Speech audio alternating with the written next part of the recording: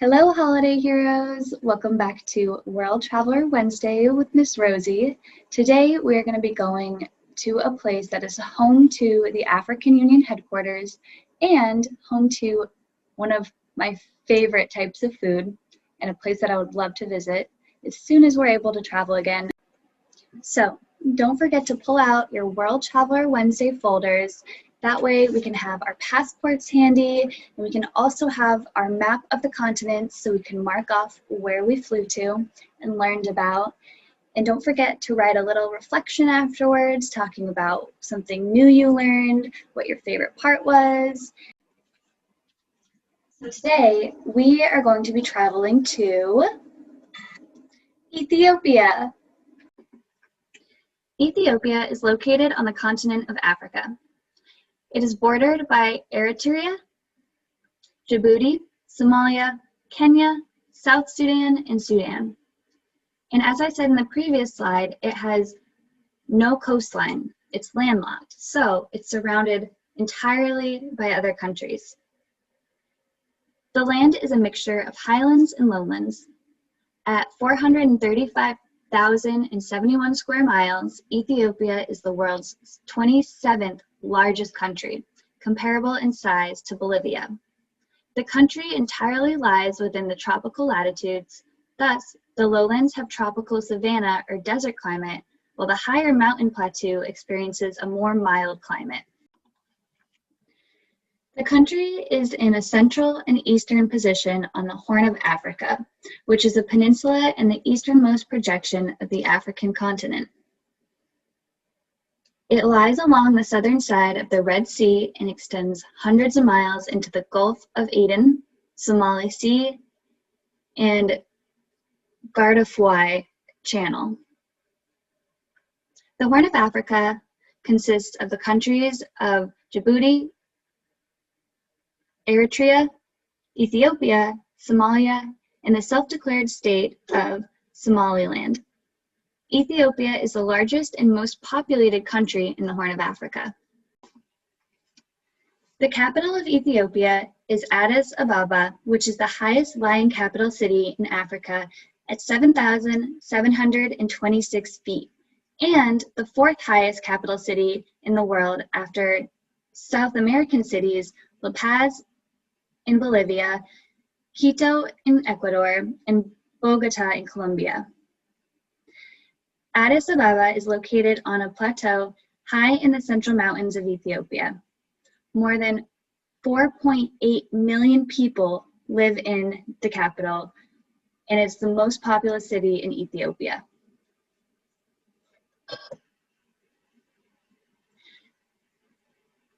The capital is also home to the African Union, or the AU, headquarters. In 2002, 53 African countries joined together to form the African Union.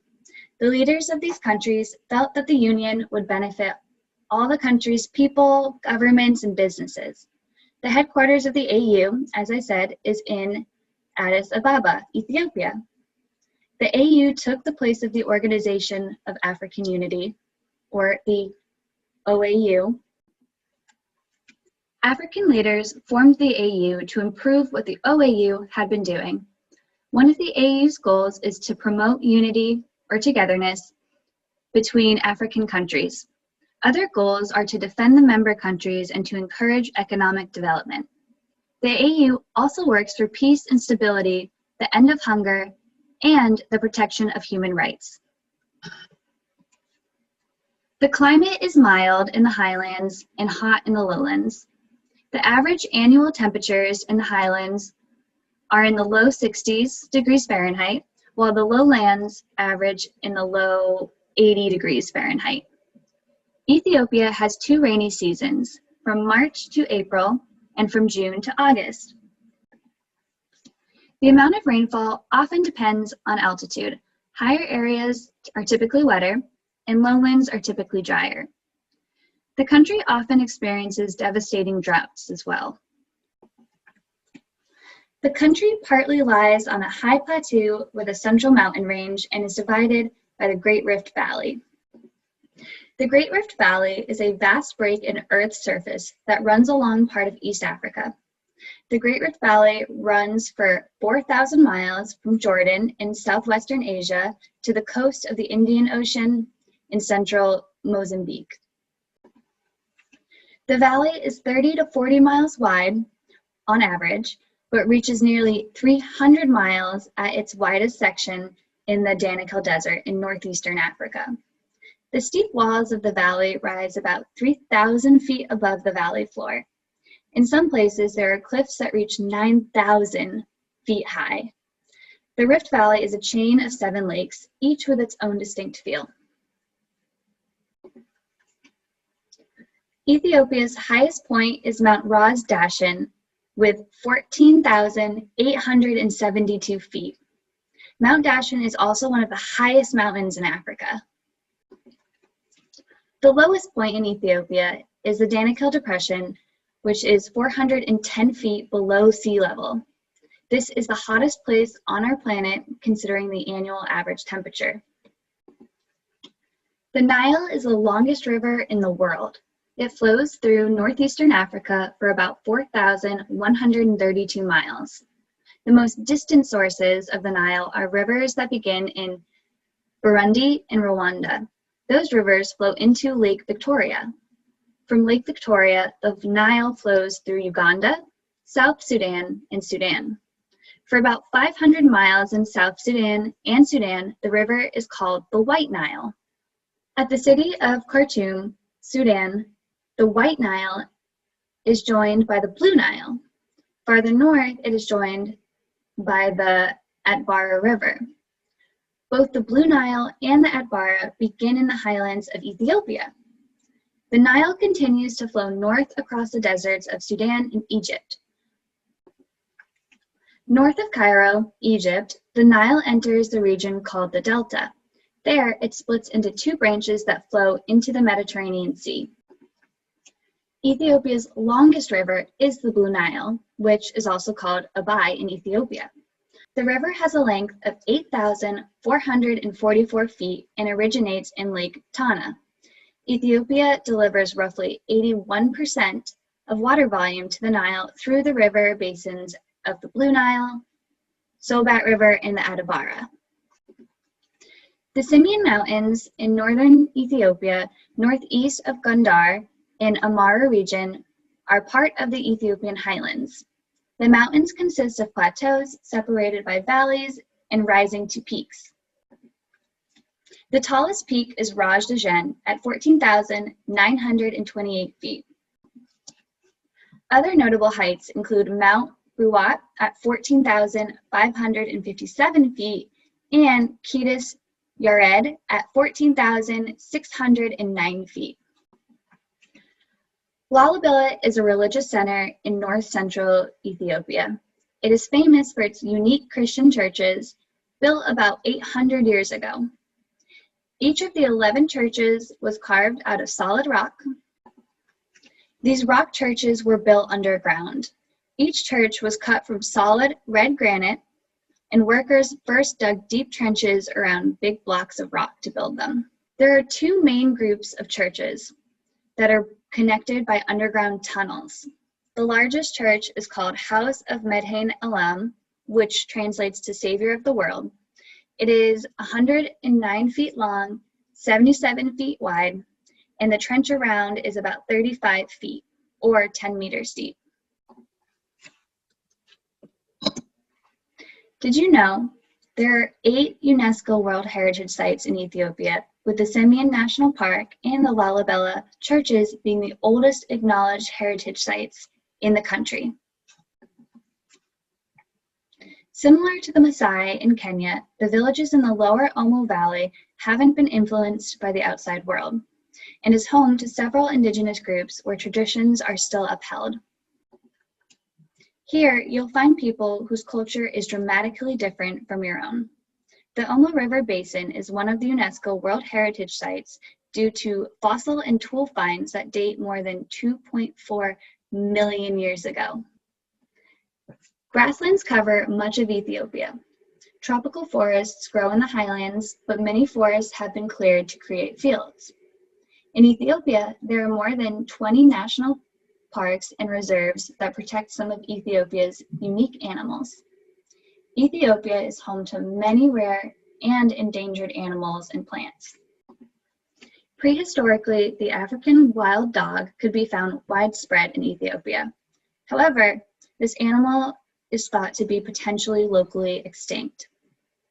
The Ethiopian wolf is perhaps the most researched of all of the endangered species within Ethiopia. Unique to Ethiopia are the mountain nyala and the simian jackal. The country is also known for its communities of black and white colobus monkeys and the gelada baboons. In the lowlands, many antelope species, wild pigs, and monkeys roam freely. Most people in the country speak Afro-Asiatic languages of the Crusatic or Semitic branches. More specifically, Amharic and Oromo are the most common languages. English is the most widely spoken foreign language and is the language of instruction in secondary schools. Amharic was the language of primary school instruction, but has been replaced in many areas by regional languages such as Omoro, Somali, or Tigrinya. Amharic is the only language in the world that uses an ancient indigenous alphabet. The alphabet is named Fidel and is based on a writing system called Yez that is based on a combination of several languages of the region. Amharic is written from left to right, similar to English, and the Ethiopian alphabet does not have letters but characters. Ethiopia is the second most populous country in Africa, after Nigeria.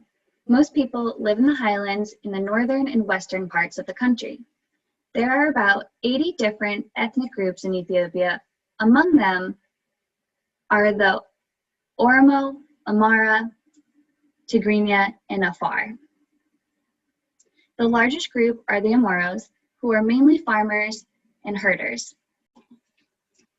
Ethiopia is often considered as the birthplace of humankind, as some of the most important fossil discoveries have been made in the country.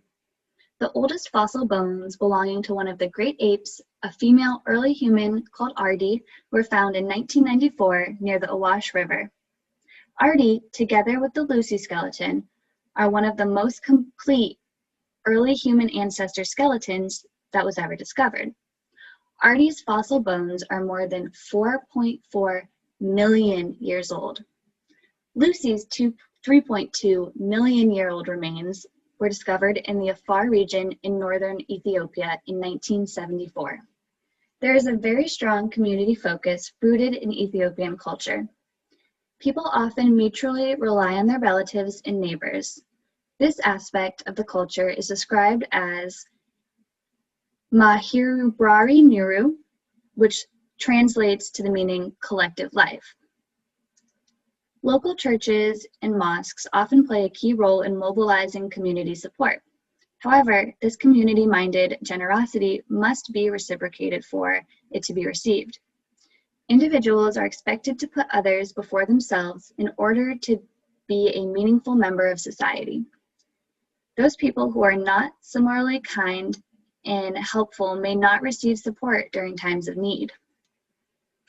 Remember when we went to Iceland and learned that they have a different naming system there? Ethiopians also have a different naming system to the family name-based Western system. Children add the given names of their father and paternal, so from their father's side, grandfather, consecutively to their own given name.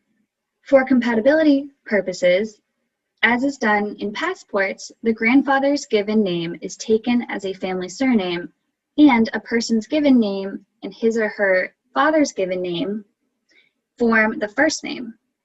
Everyone is addressed by his or her given name. In official situations, the prefixes alto is used for men, wezro for married women, and wezrit for unmarried women. Celebrations in Ethiopia are huge and colorful events, mostly religious, and frequently take place over several days. Important Christian holidays include Mezcal, Christmas, Timkat, Kiddush, Johannes, and Easter. Timkat, which marks Christ's baptism, is the most colorful event of the year. In September, the two-day feast of Mezcal marks the finding of the true cross. Kiddush Johannes, New Year's Day, comes on September 11th, which coincides with the end of the season of heavy rains and the beginning of spring. Muslim holidays are based on the lunar calendar and fall at different times each year. The 9th month of the Muslim calendar is devoted to Ramadan, which is marked by fasting. Eid al-Fitr is an Islamic festival celebrated amongst Muslims in Ethiopia and worldwide. It is a festival mainly of the breaking of the Ramadan fast. It's also called the Sugar Fest or the Sweet Festival. Pictured to the right are some of the traditional dishes served during the festival. Wearing new clothes is one of the main themes of the festival, as well as paying zakat, which is remembering the dead by giving money to the needy, and fitra, which is feeding the less able or poor to break their fast. Speaking of food, not only is the food extremely unique and extraordinarily flavorful, but food is an important part of Ethiopian culture. To begin with, Ethiopian food is eaten with friends and family. Even the way Ethiopian food is served on a communal platter, as you see pictured here, is designed for sharing food with each other. Food is not meant to be eaten alone in the culture of Ethiopia. The best-known Ethiopian cuisine consists of various types of thick meat stews known as wat, and vegetable side dishes served atop injera, a large sourdough flatbread made of teff flour. This is not eaten with utensils, but instead one uses the injera to scoop up the entrees and side dishes. Ethiopian food is well flavored with a mixture of different spices and herbs, not extremely spicy in heat, but rather very flavorful. Babir is the masala of Ethiopian cooking. It's a mixture of different spices that form the backbone of flavor for many Ethiopian dishes. Chili powder, fenugreek, ginger, garlic, cardamom, cinnamon, and a whole bunch of other spices are combined to make babir. It's essential in cooking Ethiopian food. Mimita is another similar blend of dry spices, but is often salty and can either be used in cooking or served as a side seasoning for meat. Awaz is the paste version of babir. You actually get some babir dry seasoning and mix it with oil, often olive oil, and a bit of Ethiopian wine or whiskey. Another highly important ingredient is called niter kibbeh. It is basically clarified butter made with some spices like fenugreek, cumin, and turmeric. Thank you so much for traveling to Ethiopia with me. I really hope you enjoyed learning all about the culture and the delicious food. If you ever get a chance, if you're ever in Portland, one of my favorite Ethiopian food restaurants is called Inat Kitchen.